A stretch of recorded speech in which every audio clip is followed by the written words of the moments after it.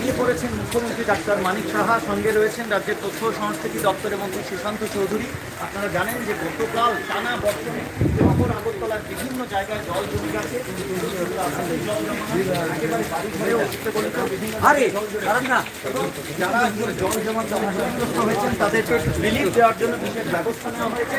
এই মুহূর্তে আমরা রয়েছি সরাসরি ভাটিয়া অভয়নগর, শহর আগরতলা ভাটিয়া অভয়নগরের কলোনি নিম্ন বুনিয়াদী বিদ্যালয়ে রিলিফ ক্যাম্প করা হয়েছে। মুখ্যমন্ত্রী ডাক্তার মানিক সাহা এবং সঙ্গে রাজ্যের তথ্য ও সংস্কৃতি দপ্তরের মন্ত্রী সুশান্ত চৌধুরী পরিস্থিতি কীরকম রয়েছে সেটা দেখতে এসেছেন এবং আমরা সরাসরি এখানে আপনাদের সামনে সম্প্রচার তুলে ধরছি। দেখতেই পাচ্ছেন মুখ্যমন্ত্রী রয়েছেন, সঙ্গে রয়েছেন তথ্য ও সংস্কৃতি দপ্তরের মন্ত্রী সুশান্ত চৌধুরী এবং রয়েছেন আগরতলা বিধানসভা কেন্দ্রে আসন্ন উপনির্বাচনে বিজেপি প্রার্থী ডাক্তার অশোক সিনহা।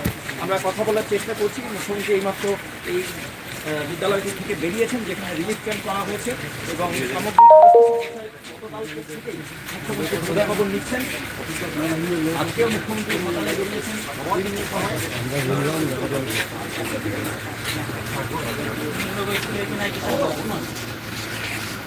আমরা পেয়েছি মুখ্যমন্ত্রীকে সরাসরি। স্যার, সামগ্রিক পরিস্থিতি